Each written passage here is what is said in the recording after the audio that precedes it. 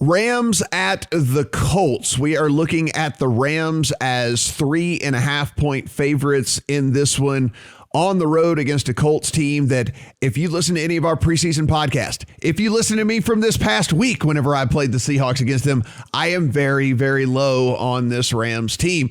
So it seemed to have played out kind of like I thought. That being said, there's a lot of people who want to play the Colts this week. I am not one of them. I am on the other side here. I'm playing the Rams at 3.5. Call me square, call me whatever you want to. But listen, Xavier Rhodes missed practice again on Wednesday.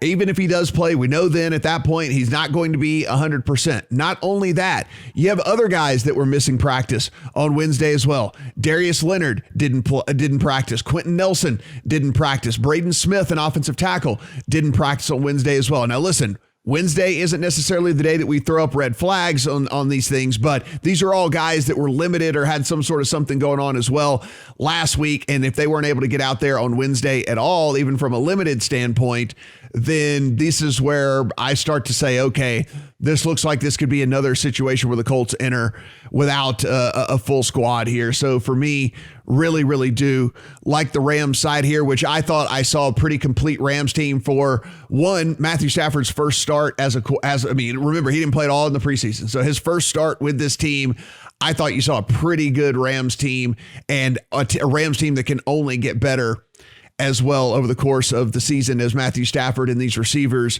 really start to form a little bit bigger of a bond here. Brad, you don't have a play on this game, but what do you think about the Rams as 3.5-point road favorites at the Colts? Yeah, it's a tricky one because I'm generally with you that I think I'm very impressed with the Rams offense. You know, I think Stafford in the McVay system is going to be, I think they're going to put up a ton of points all year long. The defense is where I have more questions this year. Like there was a huge brain drain on the defensive side of the ball. Obviously, they lost to DC. They lost a load of assistants. Then they lost key defensive backs as well. Like two of them went to the Browns. So it's in general, I think I want to bet overs in Rams games, given those two factors. Mm-hmm. Do I want to bet an over with Carson Wentz? Because he looked like he was last year, right? Holding onto the ball, trying to make too much happen. And I think that's probably a disaster against, this Rams defense, because it still does have Aaron Donald and Jalen Ramsey.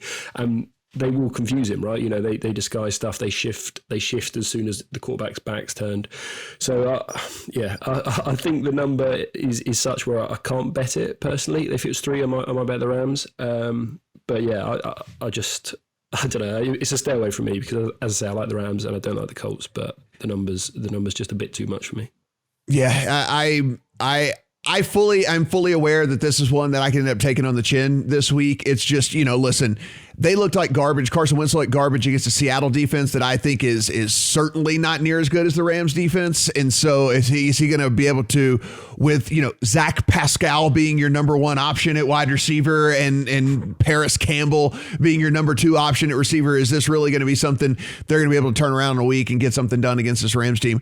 I just don't think so. So again, call me square, call me whatever you want to do. I don't care. I'm going to play the Rams this week, and this is going to be a prove it to me Colts and Carson Wentz week. Steven, you do have a prop bet in this one as well. Yeah, by the way, Carson Wentz's 2 leading receivers in week 1 were running backs. Not exactly ideal, but my prop here is a running back. Darrell Henderson over 54.5 rushing yards for the Rams. And in week 1, 94.2% of the snaps he played. That is exceedingly rare in today's NFL. Sony Michel played just 3 snaps after getting traded. Sean McVay told us in the preseason after that trade that this doesn't change Darrell Henderson's role at all.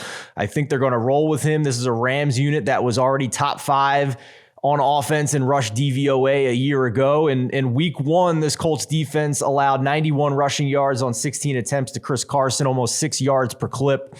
So in a high-powered offense and what should be some positive game script, I think 54.5 is not adjusted yet to the snaps that Henderson should continue to play early in the season.